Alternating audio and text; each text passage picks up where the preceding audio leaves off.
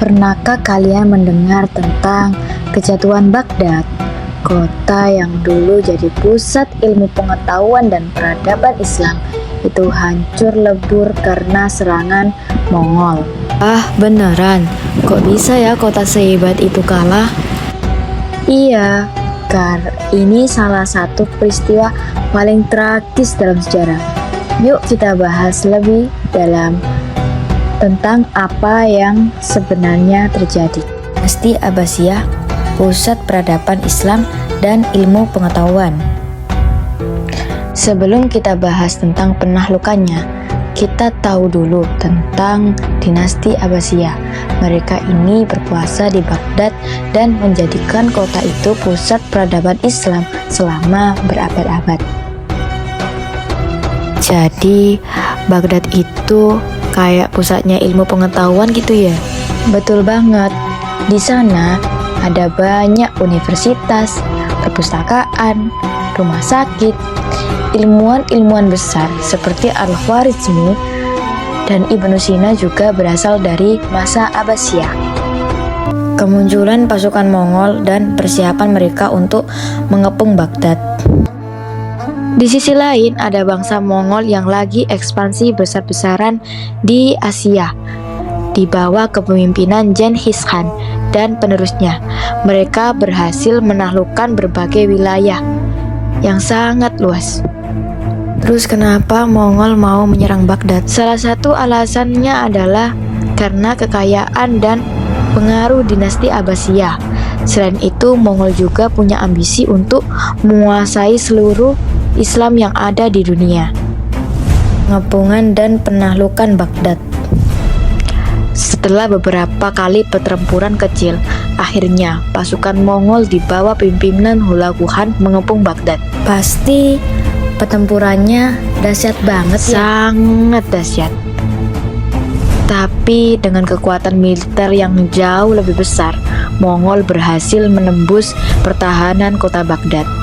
Sudah sejak tahun 649 Hijriah, Hulagu mempersiapkan pasukan dan rencana untuk melumat kekhalifahan kaum muslimin. Lobi politik telah dilakukan dan strategi telah dipersiapkan. Ia juga mengait raja-raja Nasrani Armonia dan wilayah Syam untuk bekerja sama. Bahkan internal kekhalifahan pun berhasil ia manfaatkan adalah Ibnu Al-Alqami, seorang Perdana Menteri Abbasiyah beragama Syiah yang juga ikut ambil bagian dari rencana besar ini. Ia juga berperan sebagai mata-mata dan peran strategis lainnya yang banyak memuluskan rencana Hulagu menaklukkan Baghdad. Salah satu peran strategis Ibnu Al-Alqami dalam membantu pasukan Mongol adalah memangkas personil militer kekhalifahan Abbasiyah. Ia juga melakukan lobi politik kepada Hulagu untuk menjadikan wakil Mongol di Irak dan sebagai gantinya ia akan memuluskan pasukannya masuk ke Mongol ke Baghdad. Dengan kelicikan dan kecerdikannya, ia berhasil menimpa sang khalifah untuk datang menghadap Hulagu. Setelah itu, apa yang akan terjadi?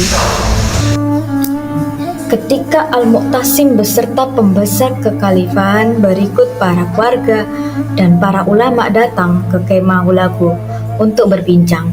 Namun yang bicara pada kesempatan itu bukanlah kata-kata, tapi pedang yang memutuskan kepala dari raga. Terjadilah panggung pembantaian. Semuanya dibunuh di tempat. Setelah pembantaian yang dilakukan oleh pasukan Mongol, hari-hari mengerikan bagi Baghdad baru dimulai. Setelah itu, mereka melakukan pembantaian secara besar-besaran selama 40 hari lamanya. Imam Ad-Dahabi berkomentar atas musibah naas tersebut. Beliau berkata, ini adalah musibah menimpa kaum muslimin. Sebuah gambaran betapa hari itu sangat tragis. Kesimpulan dan hikmah dari peristiwa tersebut. Dari peristiwa ini, kita bisa belajar banyak hal.